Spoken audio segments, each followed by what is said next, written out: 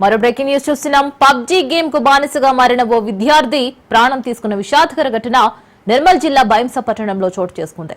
హైదరాబాద్ లోని మౌలాలి ప్రాంతానికి చెందిన బేతి సంతోష్, సాయి ప్రజా దంపతులు గత కొంతకాలంగా బైంసాలో నివాసముంటూ వ్యాపారం నిర్వహిస్తున్నారు. వీరికి ఒక కుమారుడు, కుమార్తె ఉన్నారు. కుమారుడు బేతి రిషేంద్ర హైదరాబాద్ లోని భాష్యం స్కూల్లో 9వ తరగతి పూర్తి చేసుకుని 10వ తరగతిలో చేరాల్సి ఉంది. మరైతే బేతి రిషేంద్ర గత కొంతకాలంగా పబ్జీ గేమ్ కు బానిసగా మారాడు. ఇదే క్రమంలో చదువుపై నిర్లక్ష్యం చేసి 10వ తరగతి కోసం పాఠశాలకు వెళ్లకుండా ఇక్కడే ఉండిపోయాడు. పబ్జీ ఆటకు బానిసగా మారిన కుమారుడితో మార్పు తెచ్చి చదువుపై దృష్టి పెట్టే దిశగా తల్లిదండ్రులు ఎన్ని ప్రయత్నాలు చేసినా ఫలితం కానరాలేదు. చివరి ప్రయత్నంగా గత 2-3 రోజుల నుంచి కుమారుడికి కుటుంబీకులు పబ్జీ గేమ్ ఆడకుండా కట్టడి చేసినట్లుగా తెలుస్తోంది. దీంతో డిప్రెషన్ కు లోనైన కుమారుడు మనస్తాపానికి గురై ఇంట్లో ఎవరూ లేని సమయంలో ఉరి వేసుకుని ఆత్మహత్యకు పాల్పడ్డాడు. ఈ మేరకు పోలీసులు కేసు నమోదు చేసుకుని దర్యాప్తు చేస్తున్నారు.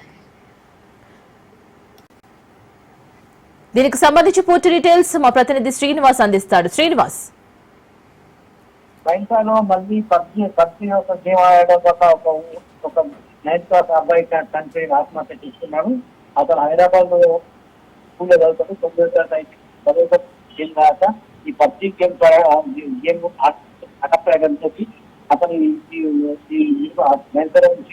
అతని గత 3 రోజుల నుంచి పబ్జీ ఆన్ చేయకపోవడంతో అతను ఆ ఇంట్లో ఎవరైన సమయంలో ఆత్మహత్య చేసుకున్నాడు. అతను బాబు చేసుకున్నాడు.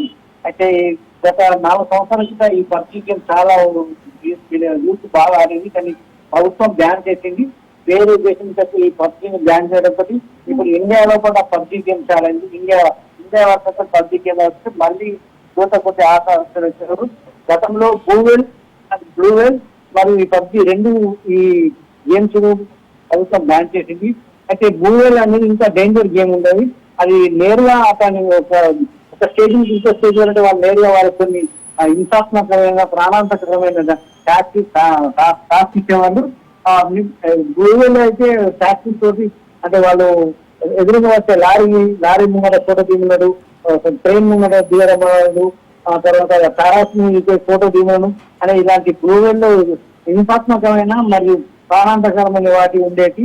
అయితే వాటిని బ్యాన్ చేసింది మొత్తం. ఇప్పుడైతే ప్రస్తుతం బ్లూవెల్ లేదు, కానీ ఇండియన్ వర్షన్ తోటి పబ్జీ మళ్ళీ